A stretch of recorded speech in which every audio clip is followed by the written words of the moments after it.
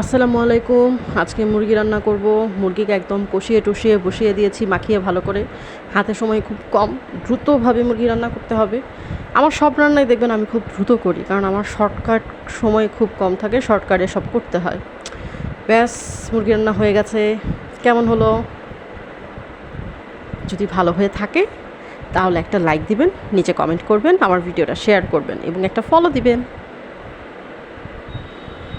চেহারাটা দেখতে কিন্তু খারাপ হয়নি, তাই না? খুব তাড়াতাড়ি রান্না করেছি, ভাবছিলাম কেমন না কেমন জানি হয়। ওকে, গুড বাই, আল্লাহ হাফেজ।